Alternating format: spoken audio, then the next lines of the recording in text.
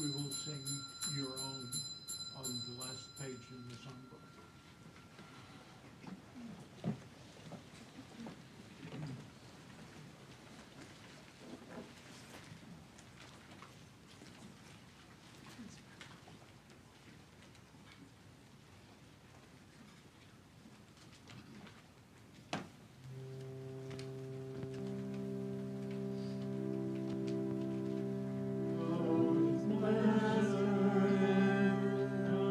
Never free.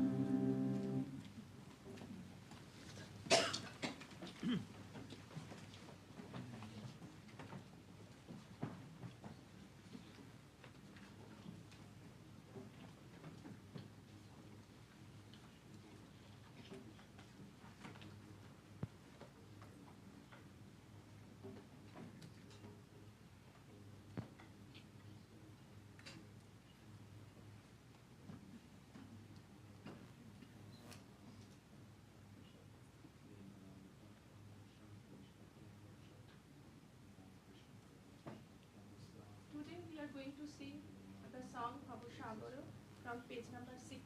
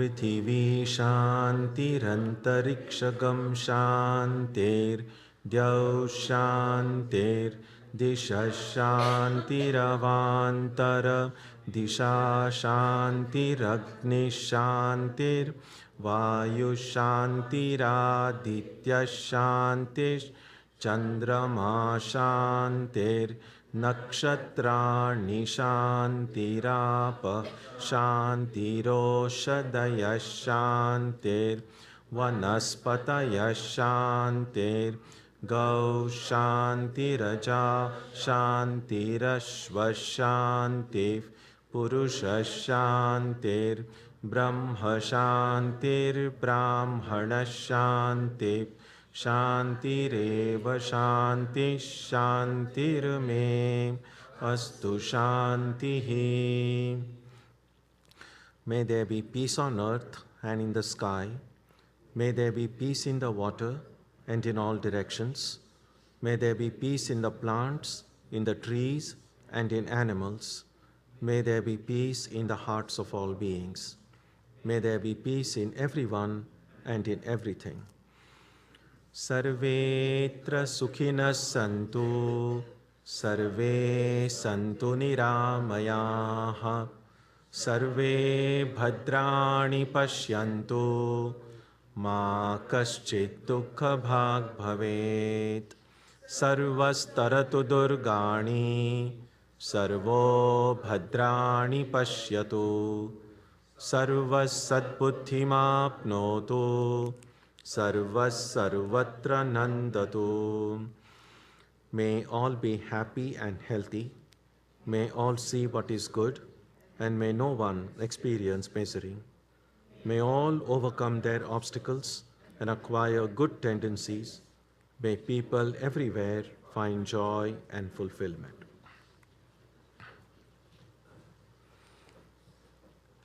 Let us now spend some time touching the center of peace and joy in our hearts.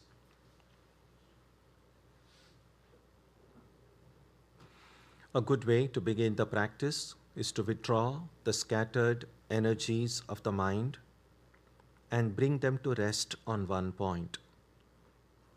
That point can be our own breathing. Let us therefore practice breathing with awareness. As we breathe in, let us visualize that our body and mind are being filled with love, strength, and compassion. And as we breathe out, let us release all the stress, anxiety, and exhaustion in the body and mind. Let us practice this way for a while.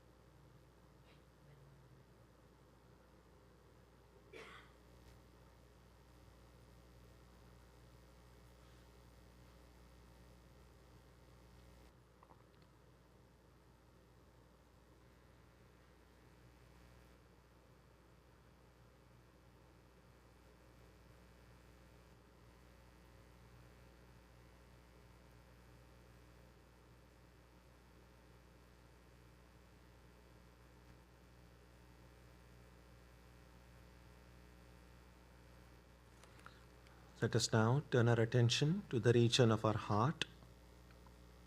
Although God is present everywhere and in everyone, the divine presence can be felt most clearly in our own hearts. We can meditate in any way we have been taught. To remain focused, we can take the help of a short mental prayer or a mantra or a divine name. Let us now spend some time dwelling on the presence of God in our hearts.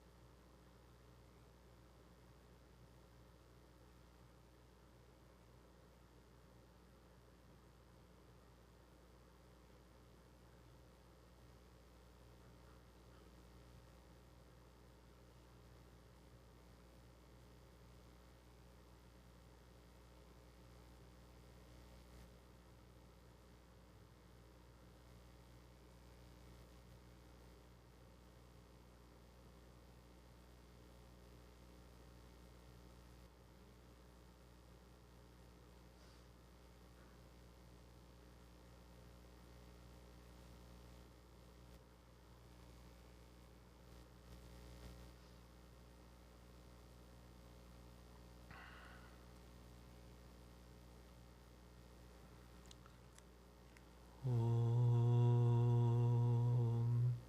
Asato ma Satkamaya Tamaso ma Jyotirgamaya Mrityorma Amritam Gamaya Aviravirmayeti Rudrayatte Dakshinam Mukham Tenamam Pahi Nityam. May the Divine lead us from the unreal to the real, from darkness to light, from death to immortality. May the Divine consciousness fill our hearts and protect us.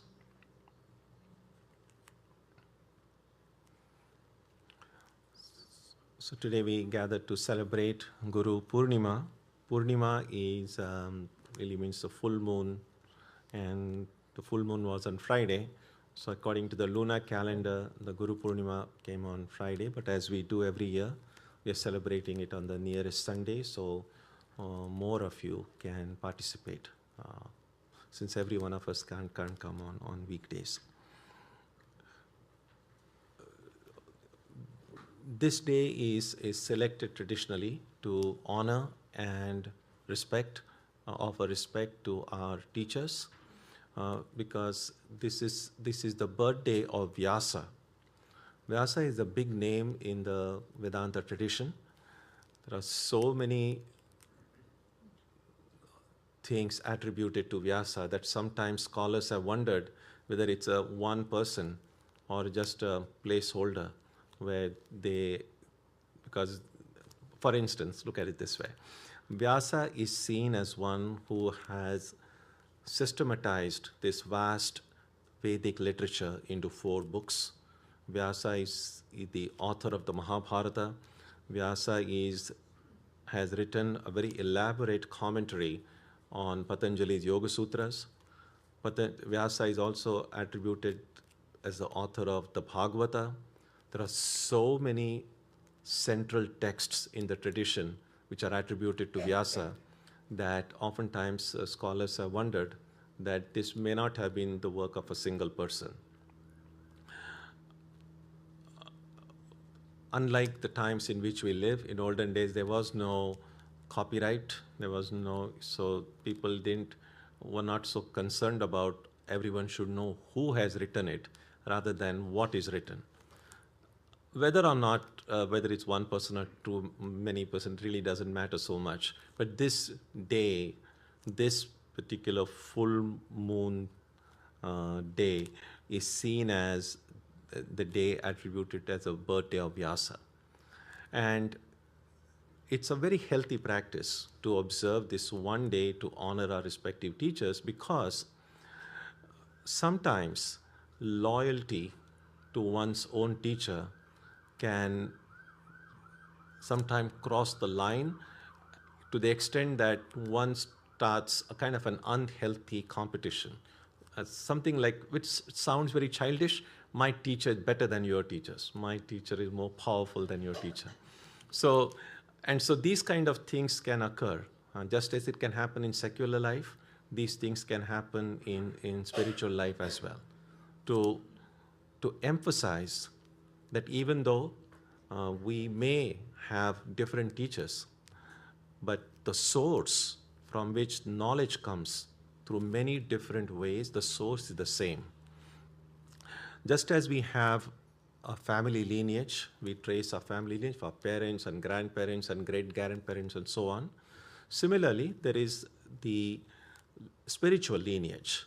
Even in matter of knowledge, even in secular education, when you have studied in school or college, you had your teachers, but our teachers were also students at one time. They were taught by their teachers, and they were taught by their teachers. So just as even secular education gets passed from one generation to the next, spiritual education also gets passed from one generation to the next.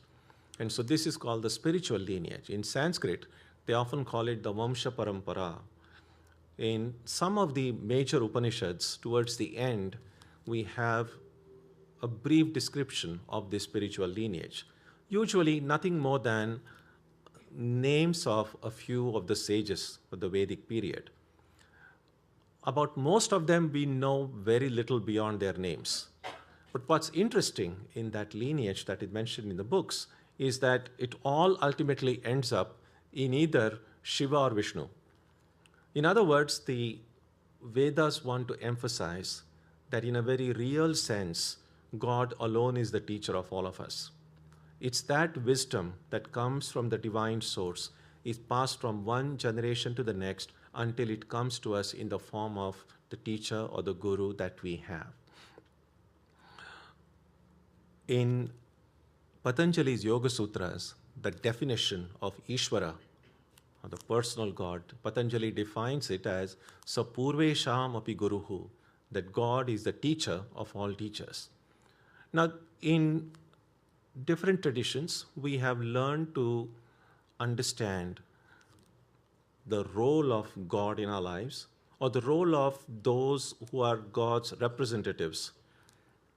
Again, these theologically things might vary. We might see them as avatar, as incarnation, as prophets, and so on. But sometimes the question can come, why does the Lord, or in some form or the other, enter into our lives?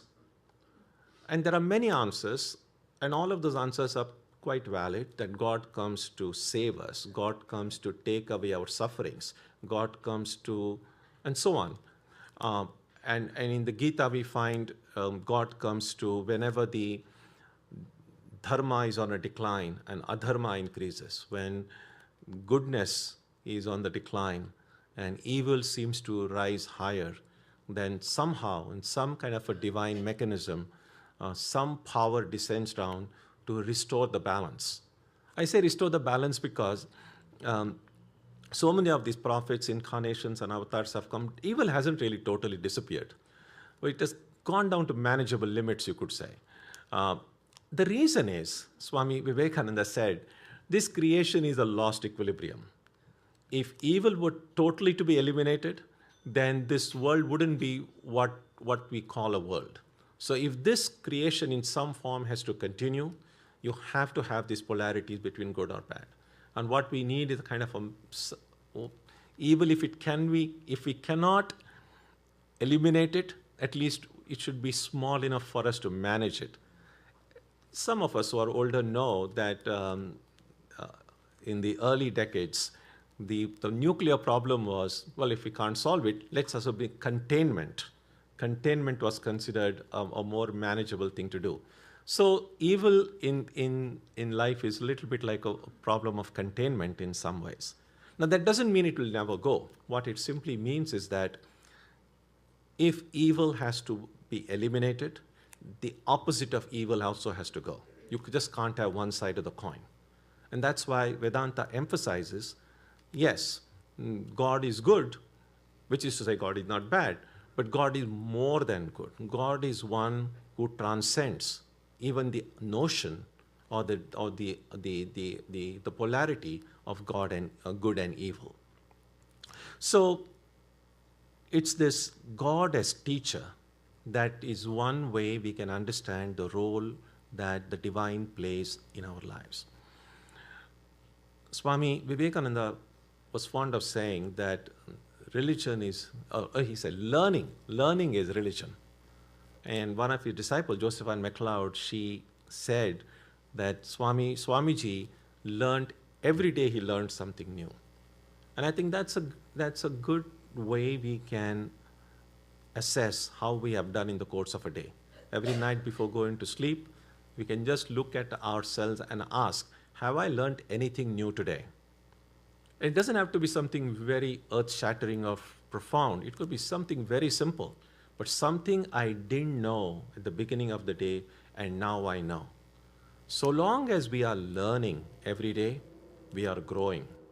The moment we feel, oh, there's nothing more for me to learn, I know everything, we are already dead. We may be still breathing, but we are not growing. That is as Sri Ramakrishna is saying, as long as I live, so long do I learn, is very important, especially in spiritual life. That we don't stop learning when we graduate from school. That's one way to say, well, my academic education may come to an end at some point when you enter into, start your career and so on. But some part of us need to retain that student attitude within us. Because unless nature around us, the world around us, the people around us, there's so much we can learn from everyone. But we won't learn anything so long as I don't feel that I'm a student at some level. So when we honor teachers on this day, it's not just the teacher from whom one may have received a spiritual mantra or an initiation. Everyone who has taught us something. And for most of us, the very first teachers we have in life are really our parents. They are the ones they are the first ones to see us. And so that is why in the Vedas, they say, Matra Devo Bhava, Pitra Devo Bhava, that recognizing that among the many different teachers we have had in our lives, at different stages in our lives, oftentimes those who raise us are among the first. So on this day, therefore, we remember everyone, right from our childhood, our parents or whoever has raised us, with gratitude. Then we go to school. Of course, there are teachers in schools, but there are friends also. It's not necessary that the teacher always has to be someone older than me. Age is no barrier for knowledge. And I think many parents realize that even as they try to instill good values into their children, that sometimes they might learn something from their children as well, if they have not forgotten that they are students.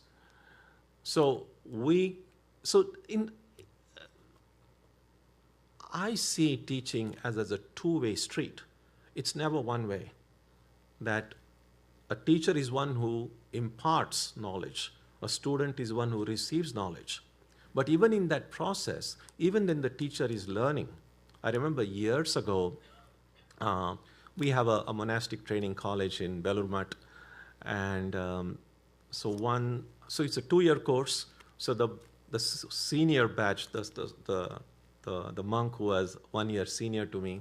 So they were graduating, and before leaving, we were in the room of one of our teachers, he was an elderly monk. And so this novice who was just graduating, he mentioned to that Swami, he said, it was a kind of a light-hearted conversation in some ways. So he said, "Oh Maharaj, now we are now finished our 2-year training. We'll be going, we'll have these new places, new work, new experiences. But for you," because that Swami had been teaching in the training center for like 20 years earlier. So he said, "But for you, another batch will come, but you have to teach the same thing over and over and over again. So it must be pretty boring." And I happened to be in that room at that time, and I saw this Swami, his whole face was flushed, and he said, so emphatically, he said, "No." He said, "No, it's not. It might seem as if I'm teaching the same subject over and over again, but it's not boring." He said, "Every time I try to express these Vedantic truths, I'm learning too. So I'm not simply the one who is giving and others are. I learn as much from the brahmacharis with whom I share my thoughts as they might learn from me." So that's what I mean by saying teaching is a two-way process. So on this day, therefore, we remember all of these sources from where we have learned, and we remember that with gratitude. And one way of showing our gratitude, it's not just a matter of saying thank you, or just remembering and saying, "Oh, I'm very grateful to you." That's easy. But a real way of expressing our gratitude is whatever we have learned from others, to somehow make it a part of our life. If we believe that what we have learned is something that has made me a better person, a better human being, then somehow it must become a part of my life. It must inform the way I think, it must inform the way I relate with other people, it must inform the way I do my work. The teacher under whom I received my spiritual education, he was a disciple of Holy Mother, he was Swami Vireshwaranandaji. And at that time, he was the head of the order for close to 20 years. And he had close to 100,000 disciples. So you can figure out how much time will each of the disciples get to spend with him. Many we were staying so far away, we didn't get to see our teacher as often, or even when we saw him, to spend as much time with him. And so some of these students who lived far had a little bit of a regret that those who were directly attending on him, they had much more opportunity to spend time with him and perhaps benefit more than those who were staying far away. And so they would say, "Well, when will we get a chance to serve our teacher?" And then his reply was very profound. And he said that the best service we can do to our teacher is to sincerely, with faith, with devotion, do the practice in our lives, daily lives, whatever practice has been given to us by the teacher. If I can do it sincerely and with faith and devotion, that is the best service we can do to our teacher. And so that has really stuck with me. And I think that is something that we all can remember. And as I said, I'm using the word teacher in a very broad sense, not just the one who gave us our spiritual education. One of the things that can be an obstacle in learning is the reluctance to acknowledge that I don't know much right now. Because there is that some of you, I think many of you may have read about that Zen story of a Zen master when a student goes to him and says he wants to learn. And the Zen master typically, I don't know what's fondness for tea, but they said, "Let's have a cup of tea first." And so he asked the student, "Please sit down." And then he brings the tea in a kettle and starts pouring tea in the student's cup. He keeps on pouring even when the cup is full. the tea starts overflowing, and the student is like, what? Isn't he seeing what's happening? And then he tells it, stop, can't you see? The cup won't hold any more tea. Stop. And the teacher stops and then tells the student, your head is like that. He said, is so much filled with conceit inside that no matter how much education I try to put, it's all going to overflow. So it's good to empty ourselves a little bit. There's another one story I just remembered, and I'm very likely mentioned it before. So here was this one student who would go to his guru, and he had been practicing for a while, but nothing much had happened until then. No samadhi, no visions, nothing much to speak of. And he was really getting very impatient. So he goes to the teacher and says, I want realization. When will I have realization? And the teacher said, keep on practicing. When the right time will there, you will have realization. And again, no, I want realization. I want it now. And then the teacher said, okay, will you do what I ask you to do? And the student said, absolutely. The teacher said, okay, next time it rains, I want you to go out into the street, stand in the middle of the street, take off your shirt and stand for half an hour with one hand raised. That was a very odd thing to tell. But the student was eager for realization, and he trusted his teacher. He said, okay, I'll do it. So after about a week, it was cloudy, it started raining. He remembered what his teacher had asked him. He went to the middle of the road, took off his shirt, raised his hand, and stood there for half an hour. And all these cars and people going by, everyone's kind of looking at him. What's wrong with this person? But he just said, this is what my teacher asked me to do. And at the end of that half an hour, then he goes back to the teacher and to report and says, I did exactly as you told me. And then the teacher said, how do you feel? The student said, look, this was such a stupid thing to do. Left to myself, I would never have done it. But because you asked me to do it, I did it. But standing there with all people staring at me, I felt like a perfect fool. And then the teacher said, that's a good realization to start with. It's good to begin, and therefore, humility is the first and the most important quality. If we want to progress in spiritual life, we must be humble, not to show off humility. That many of us do very well. But truly knowing inside that I really don't know much. Because only if I empty myself of that conceit, it's only then that through divine grace, things will come. And it happens. When we are, that is what is meant by saying, when we are ready, the teacher comes. That doesn't necessarily mean that somebody will ring your bell and said, well, now I'm your teacher. That's not the way it happens. What it means is that when I'm ready, then somehow, and it can happen in different ways in different lives, but somehow opportunities open up and knowledge comes to us in one way or the other. We may never know how, we may never know when. So that is one very important thing to remember on this day. Being grateful to everything that we have received from life, and also to be humble. And finally, just one more point and I'm done. And that is, how can we live without regrets? It will be difficult to find any person with no regrets at all. And no matter, maybe when you are very young, we haven't had much experience in life. Maybe there isn't much to regret about. But as we grow older, we can always look back at our life and say that what if scenarios, or what if instead of this, what if I had done that? What if I had done this?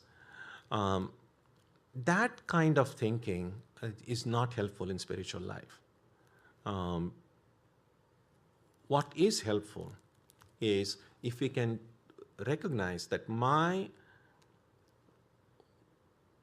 principal responsibility in life is to keep learning. And whatever is happening in my life, that is the exact thing that should be happening.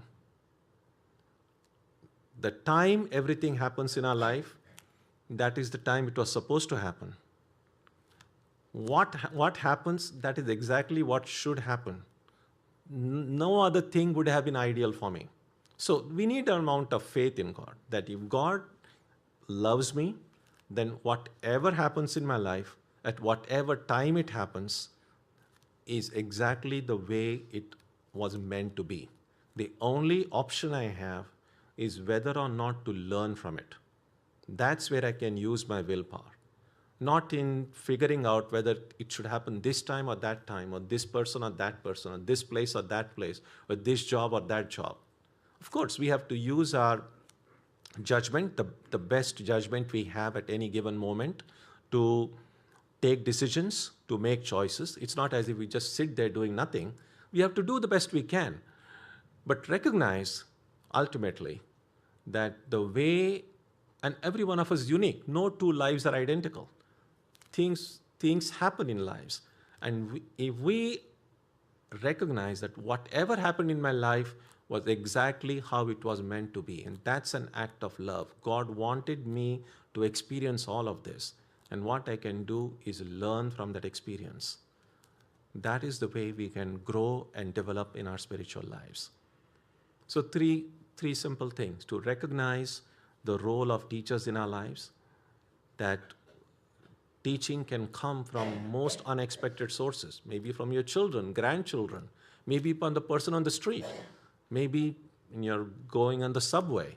You just see someone, and you see someone doing something, and you learn something. So we never know. There is hundreds of opportunities to learn in the course of a day. So to remain a student at heart at some level, be humble, and recognize that life, with all its messiness, life with all its craziness and complications, is still a wonderful opportunity for us to learn. And so this Guru Purnima is a day to remember some of these. These are not something very profound truth. These are something very basic, common sense ideas. But as we become busy in the course of our day and our lives, trying to do a bunch of things, sometimes we may lose sight of some of these basic truths of life. And so days like this are a way to hit the pause button and just kind of look and say, okay, is everything going okay? Or do I need to make some revisions in the way I look at myself, I look at the world, and so on. So let's even as we celebrate this day, let's try to reflect on where our life is taking us, where our spiritual life is going, see whether any revisions need to be done in the way we behave, the way we do our work, the way we think, and do those minor corrections so that we will experience deeper fulfillment. The life will become more meaningful and more joyful. I conclude with a prayer to all the great ones of the past, to all great teachers of the past, all the great teachers of the present, and all the teachers that are yet to come in the future. Through their infinite grace, may our hearts be filled with knowledge, love, grace, and fulfillment. Om Shanti Shanti Shanti.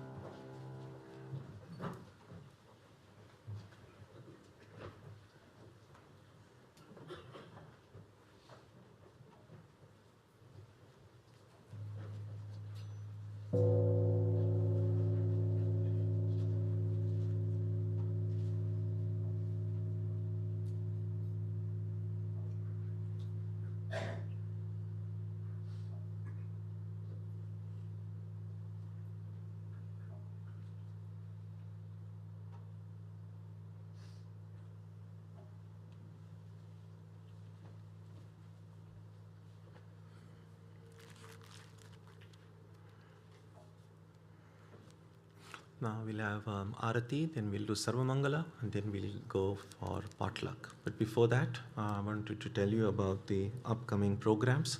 As you know, this will be the last service before we close for the summer recess, and we'll reopen on September 9th with Krishna Festival. Let's do the prayer on page 3.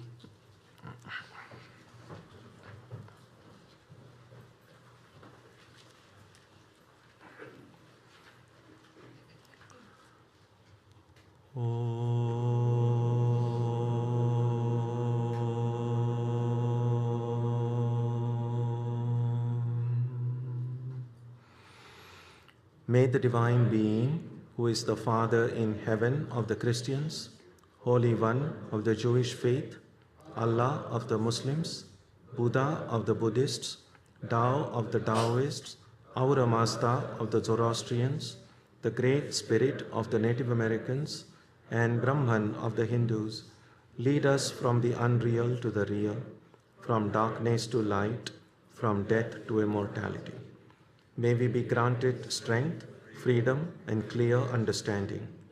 May we learn to see God in our own hearts and in everyone around us.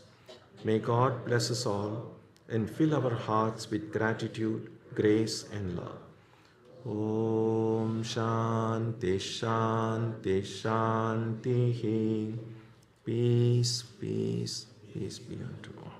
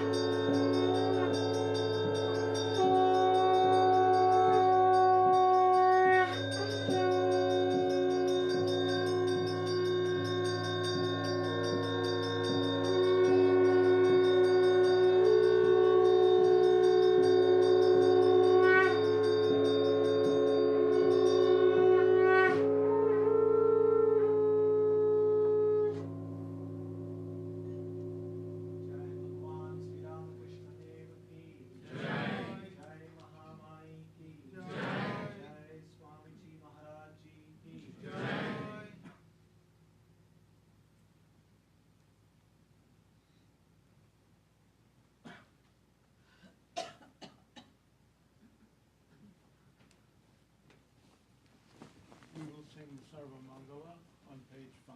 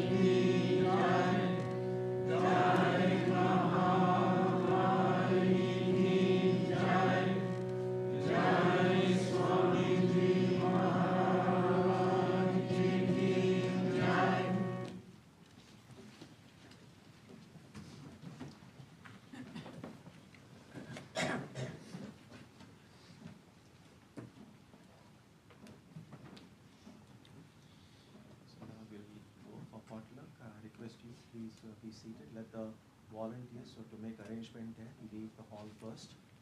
Then our junior citizens, they're sitting here, will leave